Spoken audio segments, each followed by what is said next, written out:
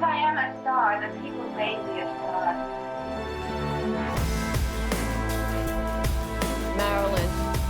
Marilyn Monroe. Like the stage here and now, fame is fickle. Marilyn Monroe. I give you the two most exciting words in the modern dictionary. Marilyn Monroe!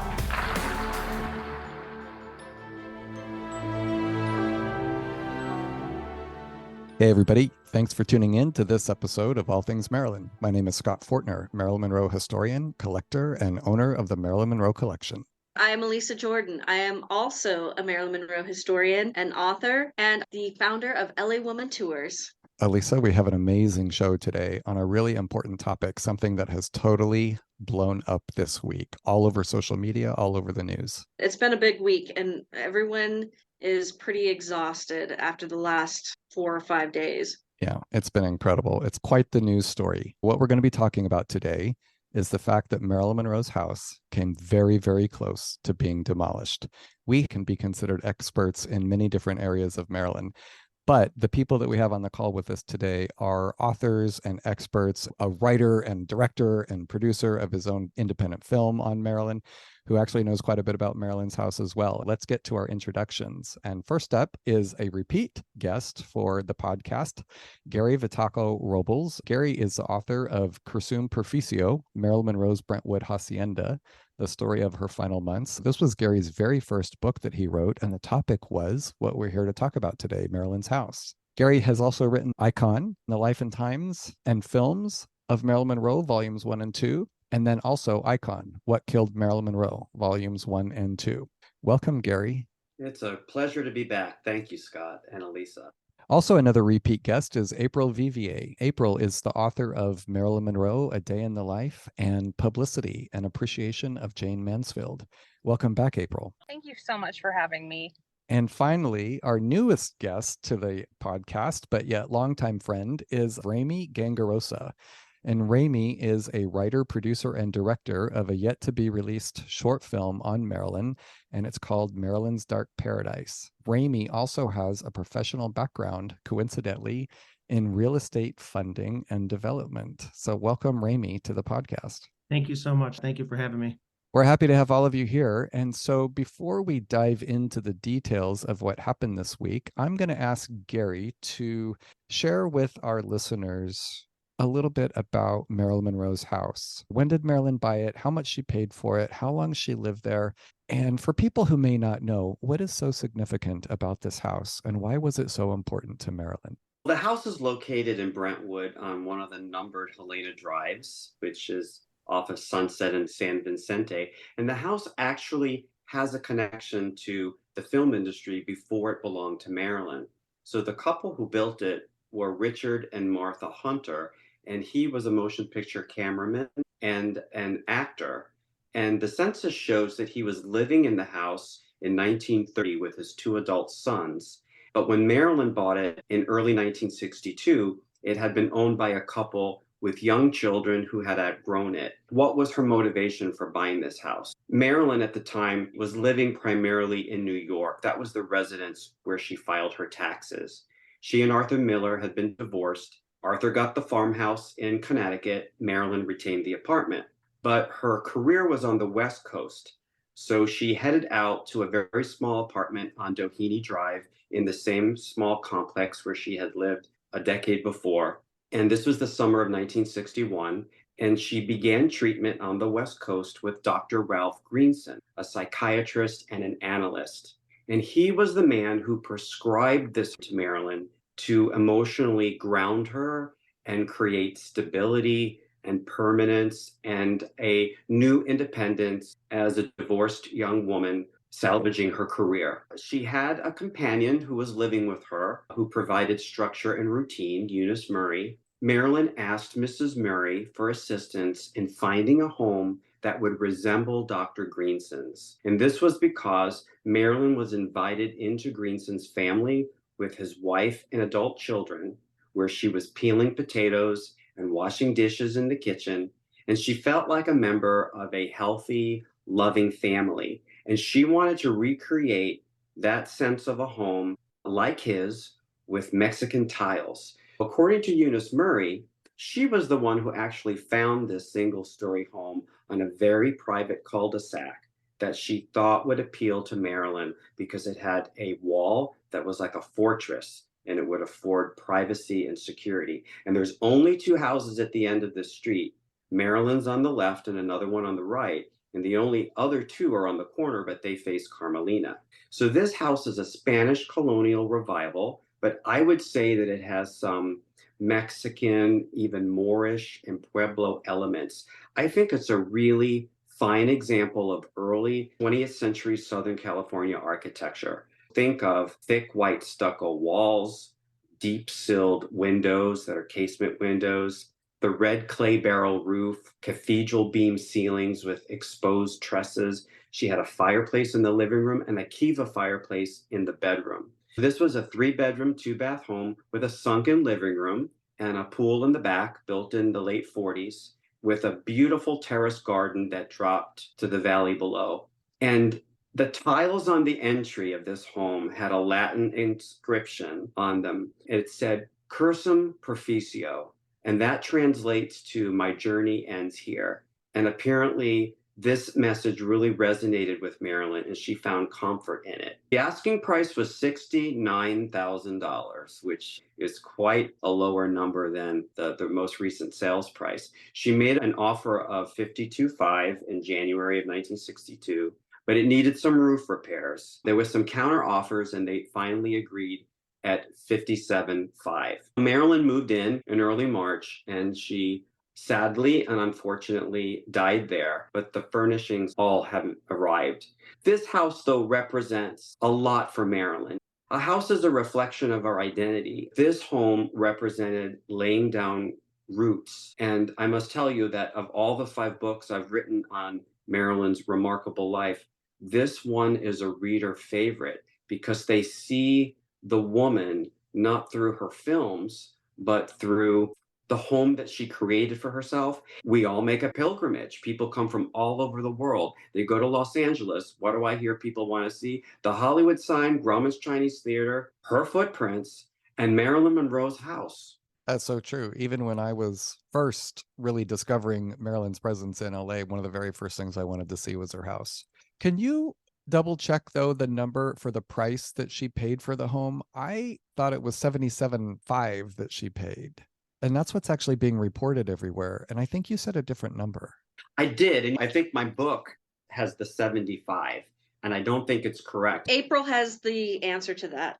Yes, the 77.5 comes from a story that there was a bidding war in the house and that they bumped up the price because Marilyn was the person who bought it. And I believe they think that because in the Richard Merriman interview, if I'm remembering correctly, she says people will charge more for things because of who she is. I think it also comes from Donald Spoto's book. When I was doing the research, I had only access to his information at the time. And since then, I've seen the contracts. I was incorrect in the book. It needs a second edition. We're doing a bit of a correction here. Gary, clarify again, what's the actual price that she paid? It wasn't $77,500 as widely reported. $57,500. Okay. Wow. Thank you for that. Let's dive into the details of what happened this week about Marilyn's house. On Tuesday, the 5th of September, the New York Post released a story that the city of Los Angeles gave the green light for a plan check. And what this did is it signaled the initial start of the demolition process. The story's headline read, "The only home Marilyn Monroe ever owned and where she died faces demolition." So for those of us who are Marilyn Monroe fans and have followed her, this is a really big deal. And it took all of us by surprise. And it was really something that was quite moving and quite emotional. Elisa, how did you first feel when you heard the news? My thought was, oh, that word. Because I thought it's finally happening. There has been a lot of demolition in the city the last 10 years. It's always a big risk in Los Angeles, but especially the last 10 years, we are seeing a lot of historic buildings coming down. And I thought the person who bought this home must love it because it survived so long. And then when we got this news, my stomach just dropped. And I thought, what can we do to save it? Because if you have enough money, you can pretty much accomplish anything. I didn't know what to do. And the first thing I did was reach out to you because I thought you would understand what I was feeling. Yeah, I think all of us were really able to relate to each other, just a state of shock and disbelief. How about you, Raimi?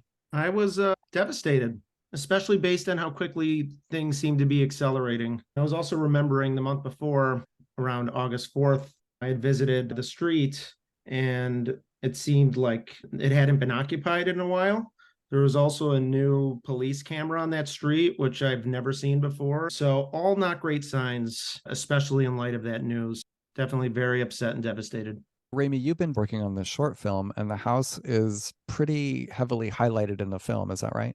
It's been a very important component, that part of the story for the film and for Marilyn. Like it was suggested earlier, I think a lot of Maryland fans really feel close to Maryland by visiting Fifth Helena, and the prospect of having the building demolished. It's not something I imagined I would see in my lifetime. Let's just say that.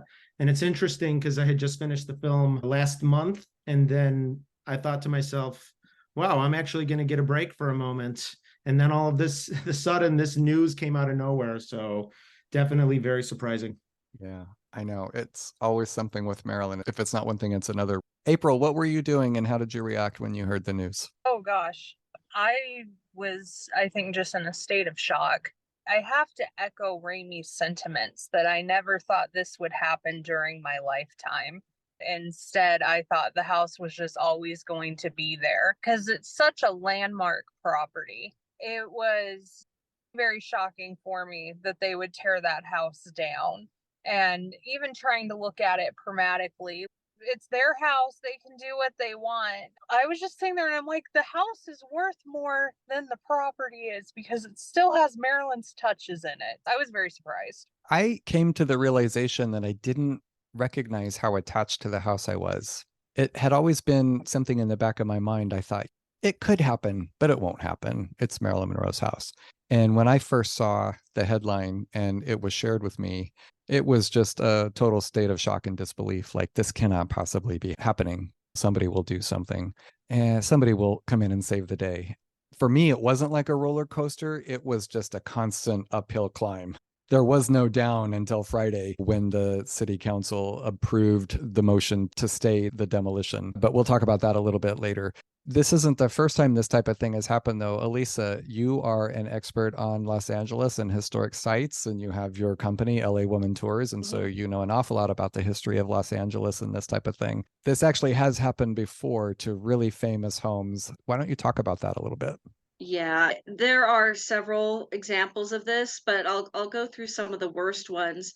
Pickfair is probably the most famous. It was the home of Douglas Fairbanks Sr. and Mary Pickford. For those of you who aren't familiar with Hollywood history, Doug and Mary were married for quite some time before divorcing, but they established the very first estate in Beverly Hills.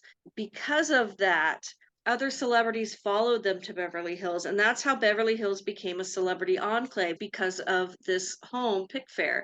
Doug and Mary were both, in their own ways and together as a couple, legitimate pioneers in the movie industry. They helped found United Artists. They were actors, they were producers, they were writers, very significant people in American history and the entertainment industry. Mary lived in that house for the rest of her life until the late 70s.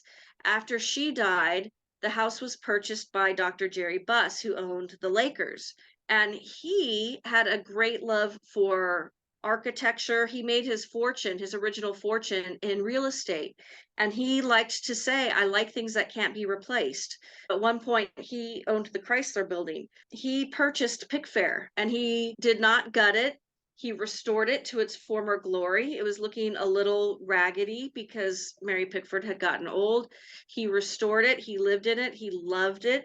And then a few years later, he did sell it to Pia Zadora and her husband.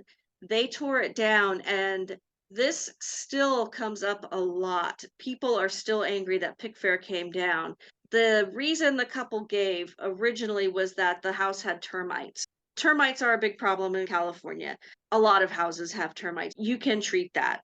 I grew up here. My parents had to treat their house a couple of times. Their house is still standing. And when that excuse didn't seem to work, years later, Pia Zadora went on a show and talked about how The real reason they tore the house down was because it was haunted and they had to tear it down and rebuild it. I don't think that satisfies people either, but those were the reasons she gave, and that is by far the most famous example. Then there was Falcon Lair, which was the home of Rudolph Valentino, one of the early leading men in Hollywood. He was so popular that people rioted in the streets and women slashed their wrists when he died. He lived in Benedict Canyon in a Spanish style home. After he died, eventually Doris Duke, the heiress, bought that property and lived in it for many years. After Doris Duke died, a designer purchased that home and made a big deal out of he was going to remodel the home. He even appeared in a small blurb in Architectural Digest at one point. And for the life of me, I can't remember which issue that was. But I guess that remodel got away from him. I don't know. It was taken down to the studs, and then I saw walls come down. I would go up and visit it occasionally. The next thing I knew, the house was completely gone, and it's still sitting there as an empty lot. Then about 15 years ago, the former home of Frank Sinatra was torn down. That was done by Brad Gray, who is a movie producer, or was. He passed away in 2017. He remarried and wanted that land for his wedding, is what the story was at the time. So he wanted to tear the house down. There was a huge movement to save it, because not only was it an excellent example of mid-century modern design, it was built in the 50s, it had been owned by Frank Sinatra, but it had been designed by Paul Revere Williams, who is one of the most famous architects in not only United States history, but definitely Los Angeles history. He worked on celebrity homes. He worked on LAX. He did the remodel for the Beverly Hills Hotel. The reason it looks the way it does now is because of Paul Revere Williams. He also worked on the Knickerbocker Hotel. And what's interesting about him is he was the first licensed African-American architect in California. So this wasn't just entertainment history, it was architectural history, and it was African-American history. That house still came down. They were not able to save that house. After the wedding, Brad Gray put the plot of land back up for sale. So he basically flipped it for much more than what he paid for the house, but now it was just an empty lot. There is a long history of important homes to not just American history and Los Angeles history, but cultural history. And even though there are efforts to save these homes, many times they are not successful. So I was very worried when I saw that the permit for Marilyn's house had been issued, because there is a lineage where people try to save these homes as part of our cultural heritage, and they come down anyway. And another example is Jane Mansfield's house. I remember when I drove by that house for the very first time and I was looking through the gates and I said, wow, look at this house. Then I remember years later, I tried to go back and I couldn't find it. And I'm like, I know this is where I saw the house. I know this is where I saw the house. I learned later that it had been demolished. Yeah, And I I couldn't used to believe it. pass that house all the time. I was going to UCLA at the time, and then my after school job was in Hollywood. So I would drive from UCLA, take Sunset into Hollywood, and I would look for it. That was one of my landmarks because it was right on Sunset Boulevard and it was pink. You could not miss it. That didn't have any legal designation, but it had been sold with the promise that the new owners would not tear it down. And then one day I drove by on my way back from school into Hollywood, and sure enough, it was gone. And I thought, wait a minute, Yeah. Where did it go? April, tell us about the house, because Jane is actually your number one, right? Yes, Jane is my number one. It had originally been built by some architect in the Los Angeles area. I've never found the exact first owner. Actor Rudy Valley had it then for a little bit, and supposedly he bought it for one of his wives, and then they never even used the house because they got divorced.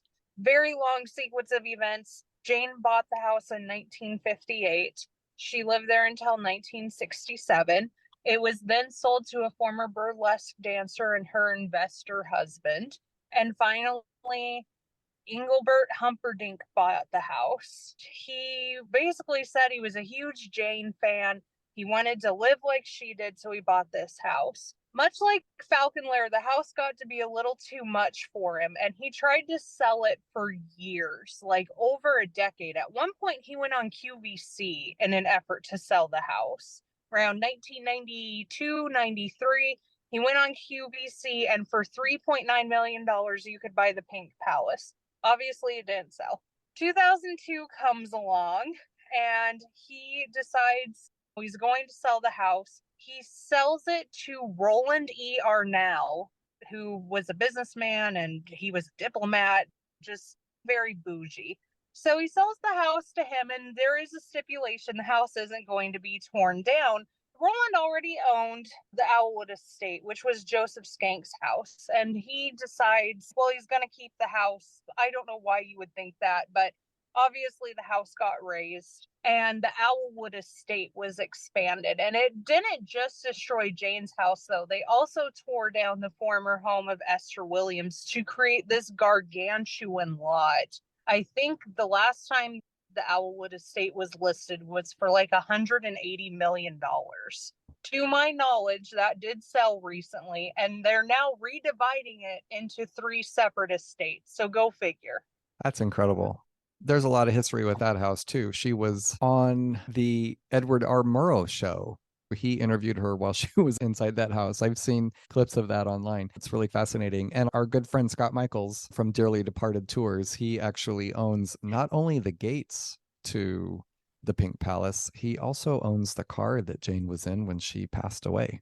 Pretty incredible collection that he has. The public outcry over the Marilyn house, though, a certain celebrity wearing Marilyn Monroe's dress to the Met Gala, and that was a pretty intense experience. This has been a little bit different, however. People are just so personally attached to Marilyn's house. My messaging blew up on Instagram and on Facebook. I started to get emails from fans around the world. People even tried to call me on my social media apps. People I didn't know that were trying to reach out asking, what can we do? How can we save the house? This was just really an emotional response that people have had that was different than what happened last year with Kim Kardashian wearing Marilyn's Happy Birthday, Mr. President dress. So I'm curious, what do you all think about this type of response that has been received on this particular issue? Why don't we go to you, Gary? What are your thoughts on this? Does it feel a little bit different to you than it did with the Happy Birthday, Mr. President dress? And if yes, why do you think that is? It does, because the dress wasn't destroyed and erased. And what's happening here is the demolition of a home in which it will be gone forever. And I think it represents more to Marilyn than that dress did. It's more of an extension of herself and her goals and her struggles and her hopes and her dreams, whereas the dress was a dress for an occasion. And I can tell you, when I heard this news, I felt tremendous loss already. I felt like physically wounded. I can describe it almost as hearing that someone that was dear to me was now terminally ill, and the time bomb was ticking. Yeah. And I thought to myself, how callous that someone would want to destroy this home and what it represents. And I had this belief, maybe it was wishful thinking. We talked about this, you and I, Scott, that since the value of the home was so inflated, and over the years, people were purchasing it for higher and higher pricing, which seemed to be outpriced over the entire area. I thought that there was like an unspoken code that when you buy the house, you're willing to pay that large sum of money because you become the caretaker of that home, and that you're going to take care of it until it passes on to the next person. And I know that this is all unwritten and there's no contracts and there's no historic designation, but I just foolishly thought that would be the case. And so when I heard this, I thought, will there be an outcry? We have to fight for it. And I wasn't quite sure what the reaction would be. And since I wrote the book about the house and it had meant so much to me, I heard from many people, but I was very moved that so many people felt passionately about this the way I did. It wasn't just this one guy or this small group of people because of our connection to Marilyn. This seemed to be like a thunderous roar across the world. And that was very validating. And I began to have a lot of hope. And I thought maybe there is a way that this home can be saved. And I would do whatever I can to participate in that cause. Yeah, I think we were all feeling that same way. Raimi, how about you? What do you think is the reason people are having such an outcry over the house? Let me tell you why the potential demolition is similar to the Kim Kardashian moment, because I think that was also one of your questions. Just because you're successful, and just because you have the money, and just because you have the means to do something, doesn't mean you should. And what people choose to do is a testament to their decision making, and frankly, a testament to their character. So what I think the world is wondering is, why make this choice? Why did you buy the house? Why did you buy the house knowing it was Marilyn Monroe's house? You should have, as Gary said, maybe understood that there was a certain responsibility that came with that. Yeah, and I think if the purchase was effectuated as it was suggested in July, and then they immediately put in a request for demolition, that could suggest that their intent is truly to demolish the building. The 7th of September, just on Thursday, it was announced that the Los Angeles Department of Building and Safety website had been updated to reflect that the demolition permit had been approved and issued. But first, it was just, we're doing a plan check. And then just 2 days later, the website was updated to reflect that the permit had actually been issued. April, I think this is probably where you really started to get into high gear on this topic. I do an awful lot of research. We all do an awful lot of research, but I think, in my opinion, there's nobody that does research like April. It's because of April's research that we have a better understanding now of the relationship and the story behind Marilyn and Ella Fitzgerald, and it's actually not what is regularly reported. Tune into our prior episode where we had April on to learn more about that. But on this particular issue, April, you went into high gear. You started diving into the details about who owns the property, what happened recently as far as ownership. And why don't you tell us about what you discovered? Starting off, yes, I am one of those people. I need to see the actual document in front of me. I will not believe it if I do not see it. I went through and I read the New York Post article, and they were kind of vague on where they got their sources from. But I found another article, and I cannot tell you the source of it. It might have been CNN covering it. But one of the several articles I read, one of them said, this is where we found it. So I went through, found the permit, and I saw that they had originally filed to demolish the property back in July. The New York Post put this as everything happening in July, and then they got their review in September.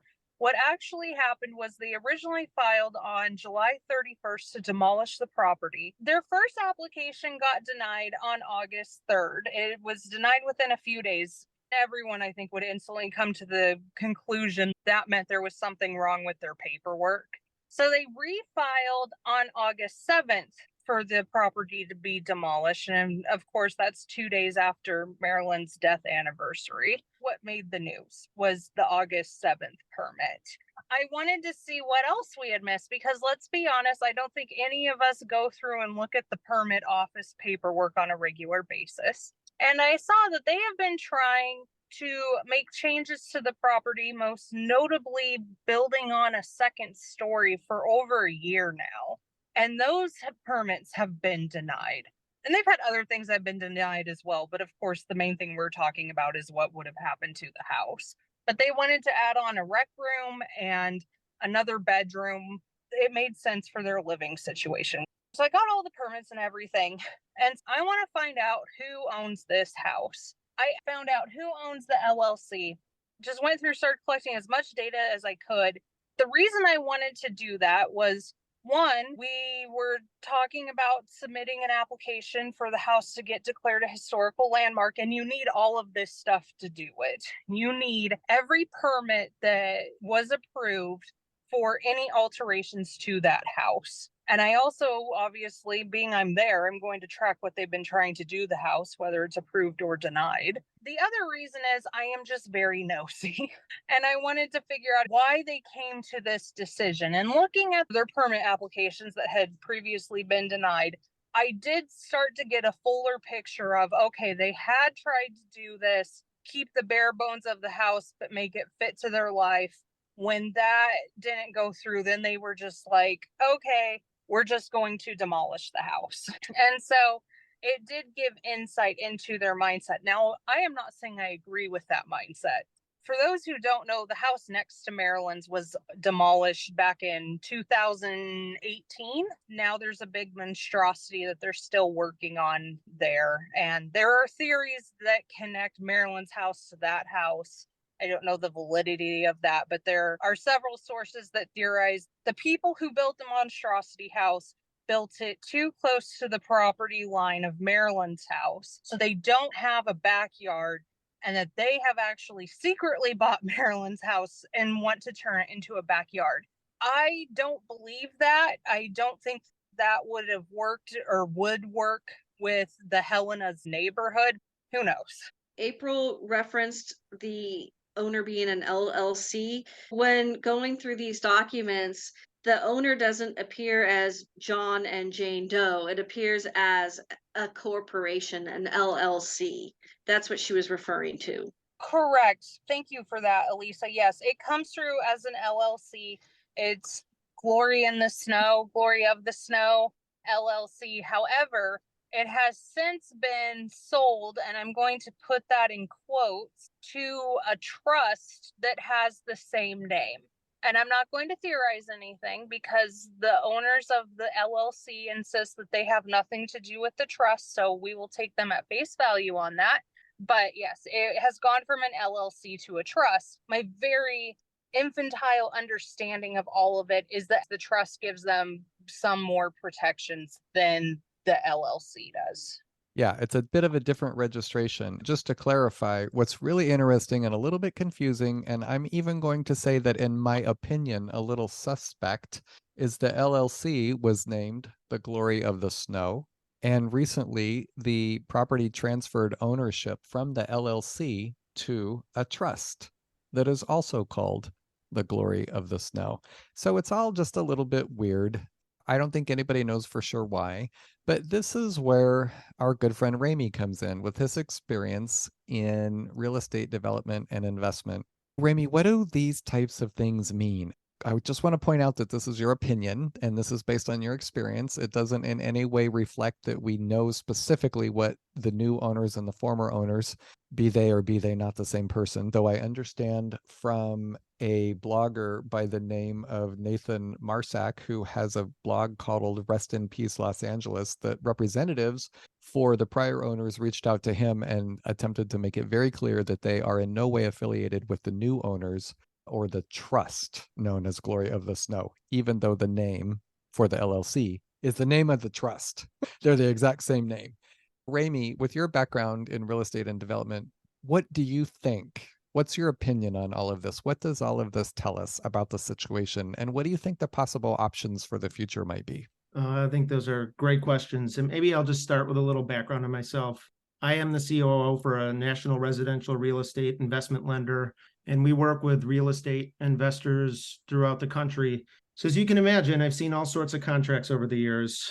Also, I'm a loyal Marilyn fan, a collector, as we mentioned earlier, director of the upcoming Marilyn film I've been working on for almost a decade, Marilyn's Dark Paradise, which is going to be released coincidentally very soon. To be clear, I love Marilyn. I understand real estate. I've seen weird things happen before. To be clear, I have not had enough time to validate most of what I'm going to say. So a lot of what I'm about to say is hypothetical and speculation because none of us have really had enough time. It's only been days and we're already discussing this. It'll be more speculation than not. Let's get into it. So some of this is technical, but in my opinion, it's interesting that a request for demolition of a single family home was initiated with no plans for a proposed replacement structure on site. As we know, even for the city of Los Angeles, if a habitable building was demolished and then there's no new building permit approved around the same time, there's probably going to be tax implications to the city as time progresses. So again, bizarre that things were moving as fast as they were. And let me state some points that, if they're correct, are a little atypical to your average transaction.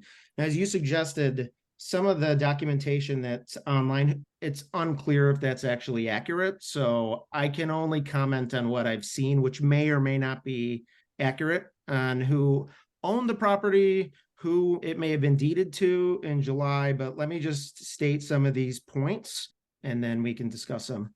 So the bid in 2017 to procure and effectuate the sale of Fifth Helena was for hundreds of thousands of dollars more than the asking price. This summer, 2023, it appears as though there was a sale or a deed transfer that happened between an LLC and a trust, both that have similar names, assuming we take what we saw online at face value. And the immediate action after it changed hands was to request demolition. I think most people would agree, even if you are not an expert in real estate, that those sets of facts are not typical. And the reason this is difficult is because privacy laws in California and the fact that a trust is involved potentially further complicates the matter. And it actually makes it harder for us to figure out what's happening because you can't really pierce the veil of the trust structure. And the whole purpose in a trust is for anonymity and for asset protection and to shield the true beneficiaries. So in some ways it's working as intended. And just because you're in a trust doesn't necessarily mean you're doing anything wrong. It just makes it harder for us to figure out what's happening. With the current owner not speaking up and some unconventional transactions, and the fact that this home was the pride and joy to one of the most famous women that has ever existed, I don't think anyone should be surprised that Angelenos, American citizens, and Maryland fans around the world are concerned and in an uproar. Now, I said a lot of stuff there, right? There's another possibility I want to suggest before I conclude. To be fair, we also need to consider that the previous and or current owner really don't have nefarious intent. There were a few things that suggest that the owners over the years, whoever they are, might have struggled getting other types of permits in the past, not demo permits. The upkeep of a property that is almost 100 years old is not cheap, and putting expense aside, it's also not easy. So if they were truly struggling to get approval to make maybe some necessary updates or upgrades to the property, a sophisticated investor might say, what can I do that will get the city and the public's attention? If that was the move, they may have been doing it to get the public to help work on their behalf. And I think people debate whether being a historical landmark actually increases or decreases the value of a property in question. But it may be to the benefit of the owner and actually increasing the value at that designation. So that actually might have been the intent this whole time. And in my opinion, it all comes down to intent. To conclude, I think for the supporters around the world, the question is, was there intent to demolish a piece of American history and the former home of a well-known and global icon? And if so, why? They had millions of houses to choose from. Why did you have to pick that one to demolish? And I think most people listening in would agree, this is not a house to be destroyed. Maryland's legacy deserves to and should be protected. There are many examples that can be cited where Maryland hasn't gotten what she deserves. So I think this is an opportunity for the fans, the city, and the owner, if the owner agrees, to make the right decision to have a positive outcome at the end of this. And let me just say one last thing. I'm so proud of the Maryland fans. I know that everyone on this call at some point had messaged the councilwoman and had pushed, and I think everyone wants to be responsible for helping to save Maryland's house. But fans around the world were also doing the same thing. And without everyone doing it, this probably wouldn't have happened. And we have people fighting globally to stop this demolition. How incredible are these fans that love Maryland? This person transcends time. It is awesome. I'm so happy to be part of this group. Yeah, it really does tell a story. And the way that people have responded has been incredible. Like I said, my social media just blew up. My posts have blown up. Just writing about what's been happening and sharing what's been happening has really been quite the experience, as it probably has been for others as well. I said it before, I'll say it again. How much of a coincidence can it be that the LLC and the trust have the same name? Really? Right. And it's a really obscure name, too. Right. It's not like their name was John Smith Enterprises. Right. It's nothing like that. It's a really obscure name. So, yes, I have to agree with you on that. I think we just want to make it clear for our listeners that nobody's implying that there's anything inappropriate happening. We're just surfacing the fact that, is it just coincidence? Is it really just something that happened to be a coincidence that the LLC and the trust have the same name? Just to jump in, going back to the permits being filed, everything moved quickly. The permits were filed, they got a walkthrough, the permit was issued. I'm not saying that can't happen quickly, but it happened very quickly. And as we know, government can sometimes move very slowly. Again, that doesn't mean anything nefarious was going on. It's just unusual. And very interesting. And I think we'll figure out with a little bit more time what may have happened. I don't know. Maybe we won't. I think we'll just have to wait and see on that. Late Thursday night, I was contacted by KCAL News, a local news station in Los Angeles. I was invited to be a guest on their morning show. And also yesterday, Elisa was interviewed by KCAL out in front of Marilyn Monroe's house. All Things Marilyn was representing Maryland and the community in the local news for Los Angeles. So that was pretty exciting. So while I was on the morning show, that is the first that I had heard that there was going to be a press conference by council member Tracy Park. And she came on after my interview with KCAL and announced she was going to be submitting a motion to Los Angeles City Council to put a stay on any demolition, and then also to start the process of having the site recognized as a historic location for LA. She moved that forward, and within hours on Friday, the Los Angeles City Council approved the motion. So we do have a stay, and we do have also verification that the city council is actually going to revoke the demolition permit. So no action can take place for any type of removing of the structure, even any type of repair or reconstruction or remodel. Nothing can happen while the process is being considered to have the house be deemed a historic site. All fascinating. Everything moved very quickly. I think it's important to note that is temporary, and Yes. it's put things on pause, it appears, but I don't think that fans should feel comfortable until this actually reaches a conclusion. And just because it's paused temporarily doesn't mean that there's not a future date where it can be resumed. I think we are all very hopeful that the right thing will happen here. We should all continue to pay attention to it until it's reached its conclusion. That's my opinion. Agreed. And I think that's something that's very true and also very concerning. This is just temporary. We think Tracy Park did this so the house is safe. But what a lot of people don't realize is that the house Marilyn / Norma Jean lived in with Jim and his parents, and where she got started modeling, was in negotiations to be considered a historical landmark. And the new owners went through and demolished the house anyway. There was a huge fine they had to pay. There was a lot of public outcry, but an unscrupulous owner will do what they want to do. So as Maryland fans, I think we really need to be ready to stay on this and combat it in any way possible. That happens a lot. Just because something is marked as a historical landmark or point of interest does not mean it can't be torn down, even legally. But some owners just don't care. If you tear something down that you're not supposed to, you will get a fine. But most of these owners just pay it and move on. If they have deep enough pockets, it's not an issue. And a lot of people don't mind paying that. And I can tell you, pretty much legally, the only thing that can't be torn down would be something like the Washington Monument or the Lincoln Monument. A historic designation helps, but it's not necessarily going to work. And along those lines, when I was in college and obsessed with F. Scott Fitzgerald, who is one of the best writers we have in American history, I went to the city of West Hollywood and asked that they designate his apartments in West Hollywood as historical landmarks, including the one where he lived and the one where he died, which belonged to his girlfriend, Sheila Graham, because he's not just a writer, he is a historic figure in American letters. They asked me to come back with evidence that he had actually lived there, he had died there. I went to great lengths to document his letters that he had written with the addresses. I got his death certificate to prove where he had died. I submitted them. They were ecstatic that they had such a great luminary in West Hollywood and agreed to designate his apartments as points of interest. I later learned that historical landmarks are different than historical points of interest. Points of interest aren't nearly as protected as a landmark. But then even then, that was 1999, those houses or apartments are still not marked. I called back years later to see what was going on with those. The gentleman who I talked to remembered that. And he said, "Oh, we don't have the money to mark houses like that. All I was asking for was plaques and some historic protection."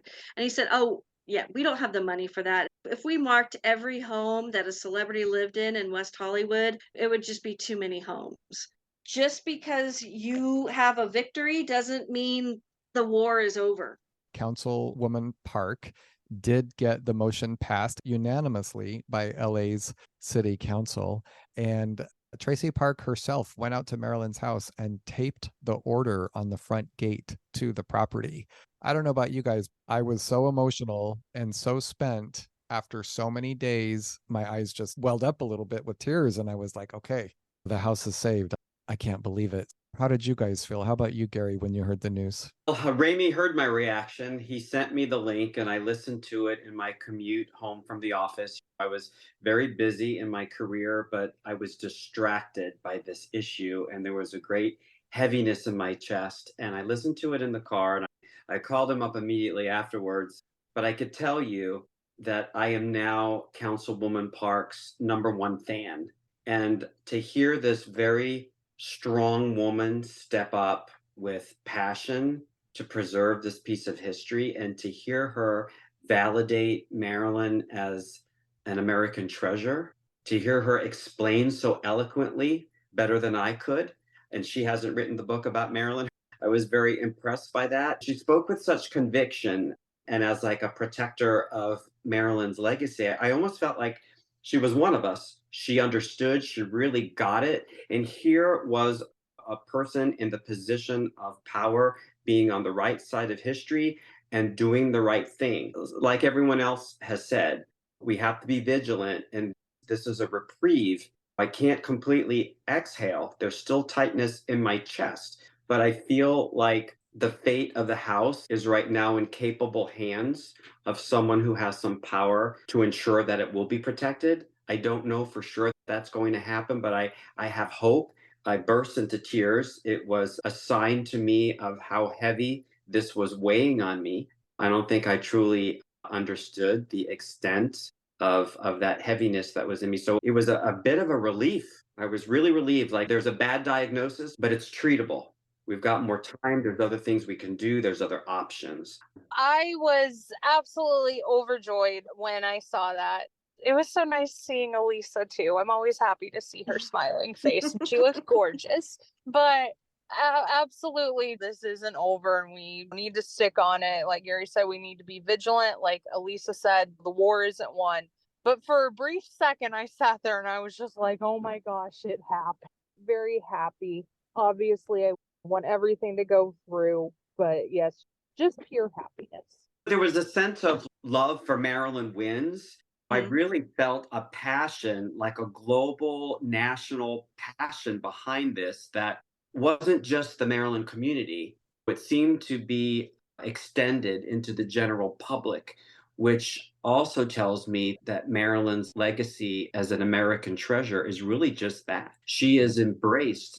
There's always been such empathy for this woman and what she represents. It's universal. I guess it was a validation to me of just how universal it really is.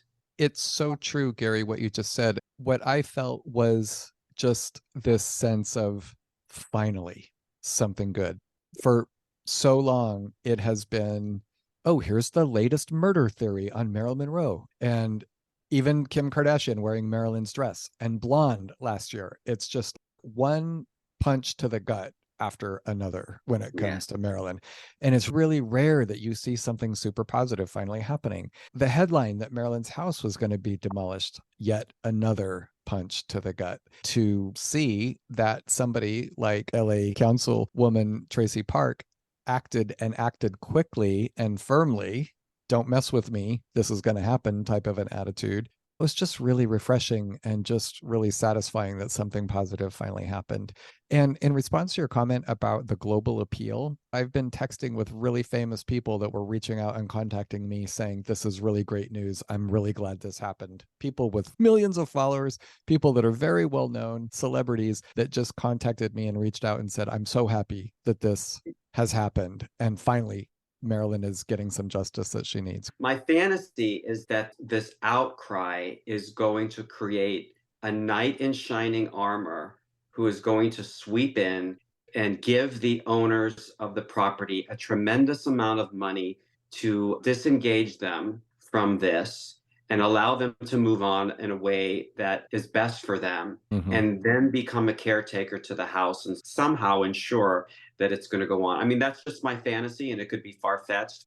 But you saying that, Scott, about prominent people, affluent people with resources, someone can step in and make this all right, be a hero, be on the right side of history, and do the right thing. And I hope that we hear it. That's a possible outcome.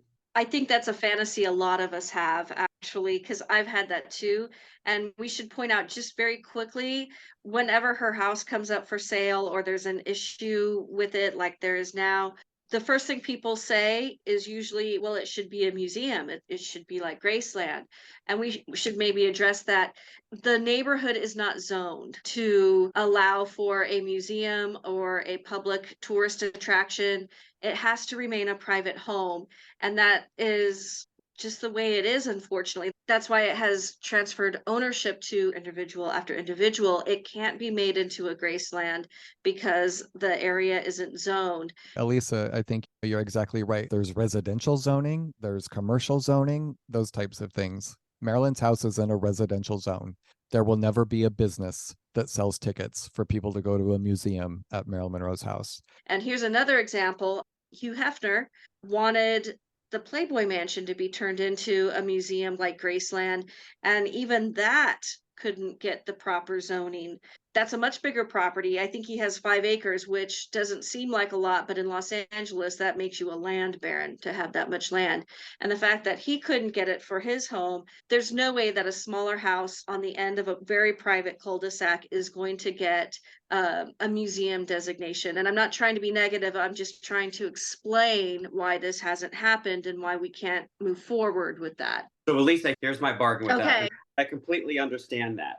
But if the house is facing a wrecking ball, then rather than demolish and annihilate it, my next option would be, could it be dismantled, removed, and reassembled on other land where it could serve as a museum, rather than it turn into dust? I think the house has changed too much. It's not in its original state anymore. There are many elements of the house that are still the same.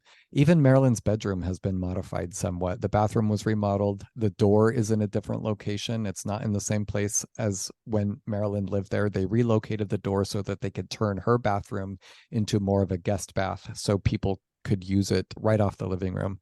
But the kitchen's been completely remodeled. The guest house is now connected. I still feel very attached to the house because of all the things that we've talked about, and Marilyn loved it the way that she loved it. But yet I still have a bit of a heartburn with the fact that the house has been remodeled. It's not in its original state, and I find that unfortunate. But Gary, I agree with you that it would be great. If nothing else, move the house somewhere else. Don't demolish it. Yeah. Raimi, what was your reaction when you heard that the city council had approved the motion for the stay? Maybe this is getting a little too personal, but since I don't do podcasts often, I'll go there and I'll be open because it's Marilyn and I'll do anything for Marilyn. And I'd say I don't cry often, but in the past decade, I can count on one hand the times I've cried. 3 of those moments are related to Marilyn. So let's start with the first one. When the Certain movie came out last year, it was very upsetting to see that attempt to poison the minds of the public with beautiful images and a fictional story, and to try and poison Marilyn's legacy. Those were not tears of joy. I cried after that, and that hurt. I'd say number 2, I cried when I completed my short film that I've been working on for a decade, and when Gary and I submitted it to the first film festival together, where we're hoping we get the premiere, name not to be mentioned, but Gary got to see me ugly cry after that. Yeah, now we're even. You've seen mine and I've seen yours. That's true.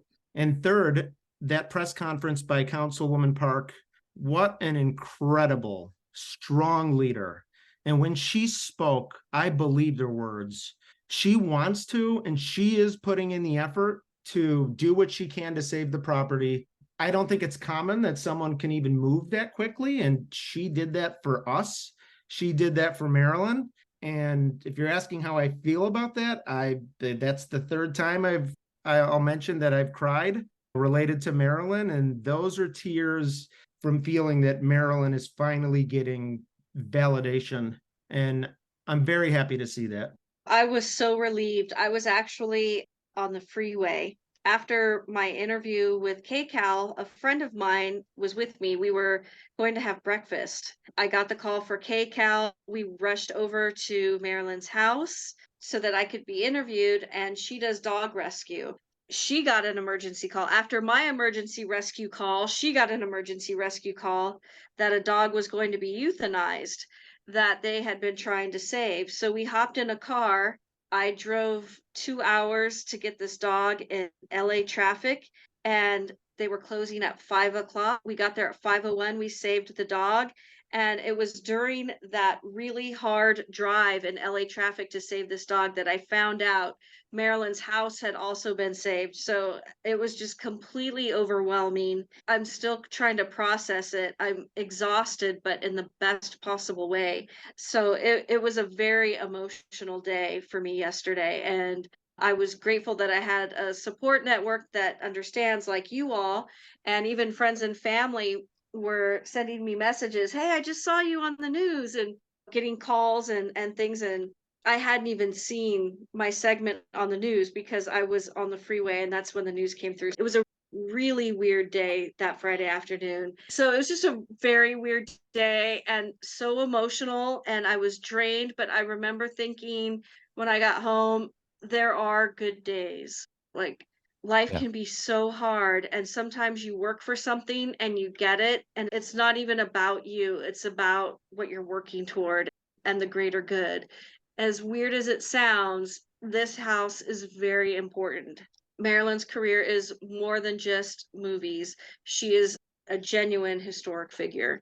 Undoubtedly. Like I said, my eyes welled up a little bit with tears and I just sat back in my chair. And I think what Gary said is the same with me. I didn't realize how affected and impacted I had been for the last couple of days.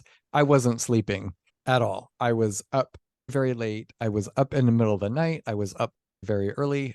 And it has been a very rough and emotional couple of days. And like I said earlier, just didn't realize how connected and attached to that house that I was until something like this happened and this real, true possibility of the house being demolished had surfaced.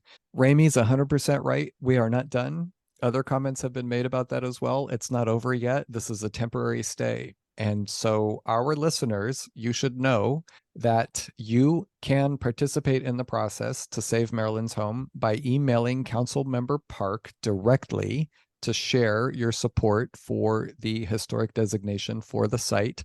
She can be reached at councilmember.park@lacity.org. COUNCIL member.park, PARK, @lacity.org. You can also email the field deputy from Councilmember Park's office. His name is Sean Silva, and his email address is sean.silva, and that is spelled SEAN.silva@lacity.org. This has been an amazing conversation. I really want to thank our special guests, Gary, Ramey, and April, for joining us and providing your expertise and your experience on this topic. You can follow Gary. His Facebook page is called Icon, The Life, Times, and Films of Marilyn Monroe. You can follow April on Instagram at Classic Hollywood Women. And you can follow Ramey on Instagram at Marilyn's Dark Paradise. Ramey, before we close, when are we going to see this film?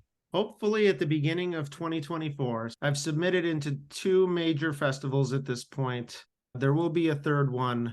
I'm excited and hopeful. These are very difficult festivals to get into, that at least one of them accepts me and I can premiere there. And if so, they should be at the beginning of next year. I'm so excited to say that because I've been working on this for so long. I just want it to premiere so that people can actually see it. And everyone on the call here, everyone in the panel has seen the film. We've all participated in assisting you. It is a fictional story, but it's an incredible story. We've all seen it. It's emotional, it's moving. And I remember when it ended, I threw a bit of a fit saying, "Oh, I'm not done here. I'm waiting for more. This can't be the end." How many minutes is it, Ramey? It's 29 minutes and 28 seconds. And it really is amazing. And so believe you me, when that film is released, we're all going to be promoting it and talking about it, and we all stand behind it. It's really incredible. We have one final big piece of news to announce, and that is Elisa has a new book. I do. I'm so excited about it. It's called Hello, Norma Jean, and it comes out November 15th. I have been researching this book pretty much my whole life, but I've been actively writing it for the last few years. I didn't tell anyone I was writing it because I just didn't want to jinx it, but it's a unique look at Marilyn's life in that instead of a chronological biography, I divided it up into sections. So we look at the homes Marilyn lives in, going back to where Marilyn lived and where she wanted to plant roots, so to speak, the restaurants she ate at, the food she ate, her makeup, and that kind of thing. And the idea was to not just know Marilyn's story, but get to know her really well as a person. I just feel like people ask, what was she like? And is this true? Is that true? So I try to debunk a lot of the myths. I just want people to get a sense of who she is as a human being. And that's why it's called Hello, Norma Jean. And people will be able to buy that on Amazon. They can. And actually, you can pre-order it now on Amazon. That is super exciting. Congratulations. Thank you. Thank you again for tuning in to this episode of All Things Marilyn. As always, if you've got questions, thoughts, comments, or ideas for future episodes, or if you want to give us some feedback, you can email Elisa and me, your co-hosts, at allthingsmarylandpodcast@gmail.com. We also invite you to leave us a review wherever you may listen to podcasts. If you're able to leave us some thoughts and comments and give us a 5-star review, that would be really appreciated. Elisa, any closing thoughts? I just want to thank everyone on this panel for the devotion you've shown over the last few days. I know we're in constant contact anyway, but it was especially intense the last few days, and I care for all of you personally very much. And I want to thank Congresswoman Park, and I want to thank the Maryland community for rallying around this cause, because it is important, it's bigger than us, and it really is for Maryland. Absolutely. I'll echo those sentiments. Thank you again, April, Gary, and Ramey, for being part of this episode of All Things Marilyn. And thank you to our listeners for tuning in. We'll see you next time for All Things Marilyn. Good night, man. Bye-bye.